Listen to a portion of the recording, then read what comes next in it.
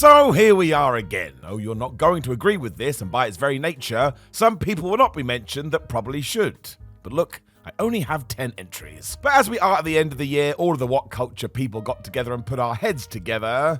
So let's do it and run down the 10 best wrestlers of 2023. Number 10, Rhea Ripley. So you could put the Nightmare and Leader of the Judgment Day at number 1 and I would still be cool with it. Rhea Ripley has had an awesome year. It was clear early on that WWE was finally going to get behind her and she was more than ready to run with it.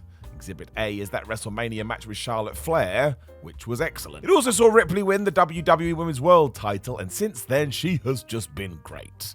Some people feel like she should have defended it more, but screw that. Rhea destroyed some fools, but it's her character and overall superstar power that stood out. That's worth way more than doing a cool brainbuster. Her relationship with Dominic Mysterio also ruled and was totally unexpected.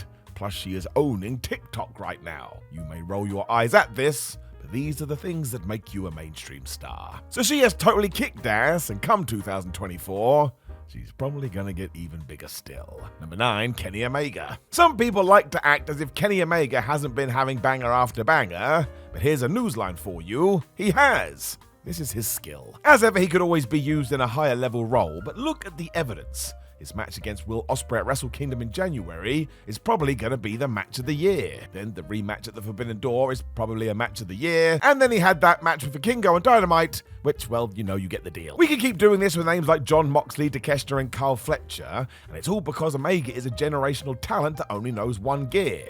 And that gear is great.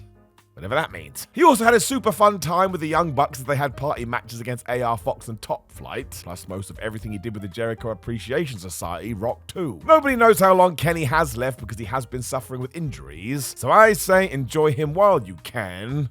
You are totally going to miss him when he's gone. Number 8, CM Punk. So the issue with this entry is that everybody will just defer to the out-of-ring incidents. Talked about all those, let us focus on what CM Punk did in front of the cameras. Because if you do focus on quality, wasn't much quantity, nearly everything Punk did between June and August ruled. There's a reason why he has so many people fighting his corner. His mini feud with Ricky Starks helped Collision and threw Ricky back to where he belonged, and his matches against Samoa Joe and Kojima were just fun times 9,000. He also tangled with Bullet Club Gold, the House of Black, and the Mogul Embassy alongside FTR, Darby Allin, and Sting. Plus there was the Wembley encounter with Joe, which I suppose will always be seen as the official end of that war. Forget what happened before he walked out too. That match as an opener was damn perfect. CM Punk was also captivating with every single program, and he always made his programs interesting. He will be missed. Number 7, Swerve Strickland. Finally, the world is seeing what so many others have, and that is the fact that Swerve Strickland is a megastar. 2023 feels like something of a coming out party, even though he's been great for ages, because he has become the main man in AEW. He's proved why every step of the way. His victory over Hangman Adam Page at Wrestle Dream is so good you can watch it twice and see new things. The fact he wrestled Bryan Danielson right after this to similar plaudits sums it up. Even Bryan said afterwards during an interview that Swerve is special.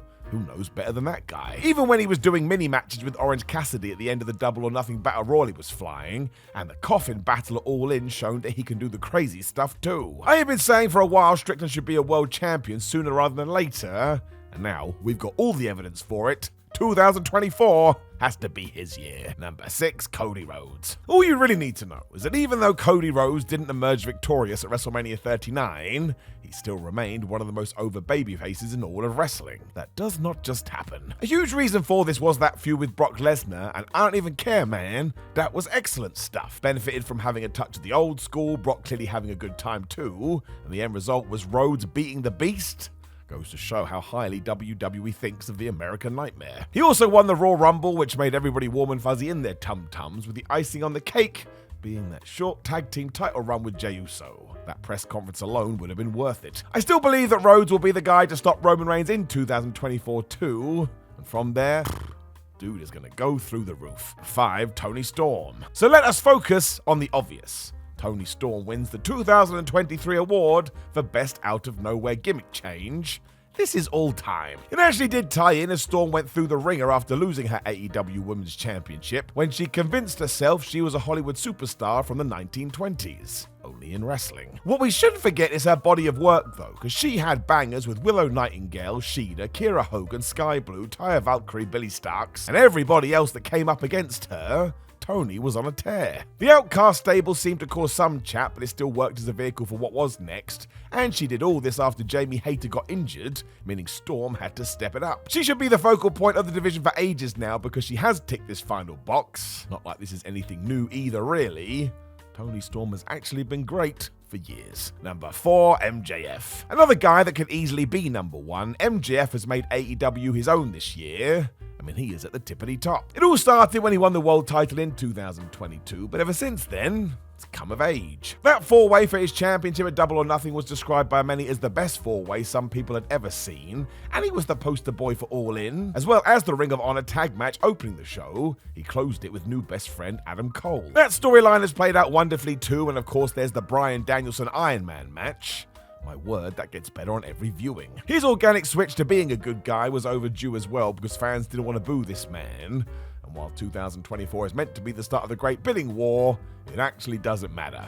In either company, MJF is going to be a huge star. Number 3, Orange Cassidy. So this one rules. Even today, people like to throw shade at Orange Cassidy, even though he's proven time and time again he's ahead of the curve. But what cemented his place in this list was a very traditional angle. He won the international title, and he protected it with all of his life. Seeing Orange defend it week in, week out, and slowly lose bodily functions just made you love the guy even more. And while all this was happening, the championship itself became a major deal. The piece of fruit had increased its stock. He also didn't have one bad match no matter who he was facing, and in 2023, Cassidy was AEW's workhorse. It has been incredible to watch. He also switched styles depending on his opponent, but still worked in his hands in the pocket spot. So talk about knowing how to merge the old with the new. It is finally time to give him his flowers. And if you don't, well, not gonna do anything. I don't really care, but you should. Number 2, Gunther. I mean, you could kind of take what I just said and repeat it here. No one put on as many good matches as Gunther in WWE in 2023, and as soon as Triple H made the call to bring prestige back to the Intercontinental title, this was the guy, and you can see why. Be it the triple threat match at WrestleMania, which arguably stole the show, his series against Chad Gable, one-off man meat fights with Bronson Reed, or the excellent bounce versus Sheamus, the Ring General never even blinked. He's so good at what he does. He is also another guy who had fans calling for him to win the Royal Rumble and go on to World Championship levels, and again, that doesn't happen by accident. He has somehow got even better than he was, and the future is just gonna be nuts.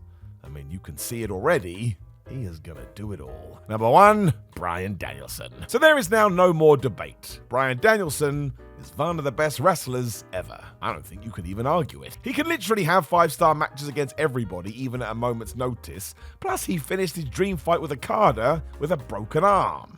The American Dragon operates on a different level to us mere mortals. Even his last-minute program with Ricky Starks was better than anything else on TV. And as he does enter the twilight of his career, I think people are appreciating this more and more.